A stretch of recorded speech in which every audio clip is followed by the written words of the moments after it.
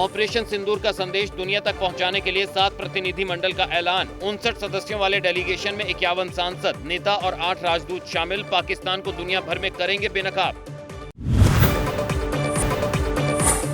आतंक के खिलाफ ऑपरेशन सिंदूर की कामयाबी पर देश भर में जश्न का माहौल। जमशेदपुर से मुंबई तक निकाली गई तिरंगा यात्रा, मुख्यमंत्री देवेंद्र फडणवीस भी हुए शामिल।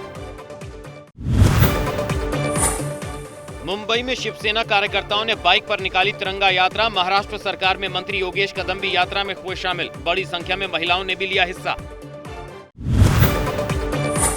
झारखंड के जमशेदपुर में बीजेपी की महिला विंग ने ऑपरेशन सिंदूर की सफलता पर निकाली सिंदूर विजय यात्रा। सेना के शौर्य को किया सलाम। यात्रा में बड़ी संख्या में महिलाएं हुई शामिल। कर्नाटक के तुमकुर में 1000 मीटर तिरंगे के साथ निकाली तिरंगा यात्रा। सेना के सम्मान में भूतपूर्व सैनिक, एनसीसी कैडेट, नर्सिंग छात्र और हजारों नागरिक यात्रा में हुए शामिल। यूपी के वाराणसी में दिखा पाकिस्तान और तुर्की का विरोध। लोगों ने निकाली पाकिस्तान और तुर्की की शव यात्रा। बैंड बाजे के साथ मुर्दाबाद के लगाए नारे। शव यात्रा में हिंदू मुस्लिम समुदाय के लोग हुए शामिल। पाकिस्तान का साथ देने पर देश भर में तुर्की का विरोध। यूपी के प्रयागराज में भी फल विक्रेताओं ने तुर्की के फलों का बहिष्कार किया। देश भर के व्यापारी तुर्की के साथ व्यापार का कर रहे बाइकआउट। 24 मई को नीति आयोग गवर्निंग काउंसिल की बैठक। ऑपरेशन सिंदूर के बाद पहली बार राज्यों के मुख्यमंत्री और एलजी के साथ पीएम करेंगे मंथन। 25 मई को एनडीए शासित राज्यों के सीएम से भी करेंगे चर्चा। डेलीगेशन में कांग्रेस नेताओं के नाम बदले जाने पर जयराम रमेश ने सरकार पर साधा निशाना। कहा, सर्वदलीय सांसदों के प्रतिनिधि मंडल के लिए बहुत सोच विचार कर दिए गए थे 4 नाम, लेकिन सरकार ने दूसरे नाम जोड़े। शुरू से ही सरकार की शरारती मंशा थी। इस मुद्दे पर राजनीति करना उचित नहीं। 19 मई से 24 मई तक 3 देशों नीदरलैंड, डेनमार्क और जर्मनी के दौरे पर जाएंगे विदेश मंत्री डॉक्टर एस जयशंकर। क्षेत्रीय और वैश्विक मुद्दों पर होगी बातचीत। ऑपरेशन सिंदूर के बाद एस जयशंकर का पहला विदेशी दौरा होगा। जम्मू कश्मीर के राजौरी में भारत पाक तनाव के बाद बॉर्डर से सटे इलाकों में पटरी पर लौटी जिंदगी। लोगों के अंदर से हमले का खौफ हुआ दूर। कामकाज पर लौट रहे लोग। जम्मू कश्मीर में रियासी के सलाल डैम का खोला गया एक गेट। ओवरफ्लो होने के चलते छोड़ा गया पानी। भारत ने पाक से सिंधु समझौता स्थगित करने के बाद से रोका है चिनाब का पानी। पाकिस्तान में मारा गया लश्कर का टॉप कमांडर अबू सैफुल्लाह। सिंध में अज्ञात हमलावरों ने मारी गोली। 2006 में हुए आरएसएस हेडक्वार्टर पर हमले की रची थी साजिश।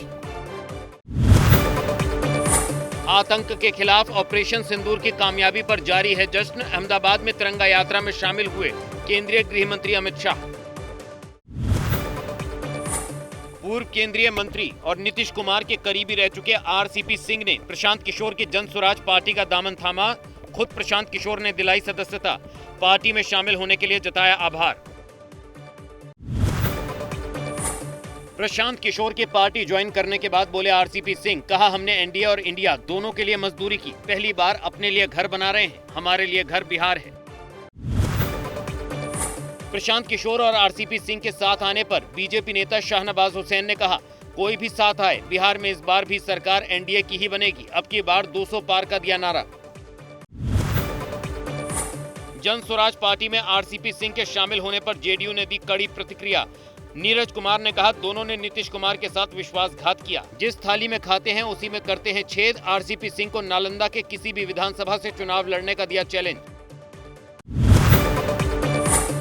आकाश आनंद को बीएसपी में फिर मिली बड़ी जिम्मेदारी। सूत्रों का दावा, मायावती ने चीफ नेशनल कोऑर्डिनेटर का पद दिया। बिहार में स्टार प्रचारक का भी जिम्मा। अभिनेता और बीजेपी नेता मिथुन चक्रवर्ती को मुंबई के मलाड में अवैध निर्माण के लिए बीएमसी ने भेजा show cause notice. Mithun Chakraborty पर बिना अनुमति के अवैध निर्माण कराने का आरोप। 10 दिन के अंदर मांगा गया जवाब। हैदराबाद के गुलजार हाउस में लगी भीषण आग। 17 लोगों की मौत, कई झुलसे। राष्ट्रपति प्रधानमंत्री ने जताया दुख। आर्थिक मदद का ऐलान। मृतकों के परिजनों को 2-2 लाख रुपए की आर्थिक सहायता। राजस्थान के कोटपुतली में हाईवे पर चलते ट्रक में लगी आग। देखते देखते आग का गोला बना ट्रक। समय रहते ट्रक चालक ने कूदकर बचाई जान। फायर ब्रिगेड ने आग पर पाया काबू।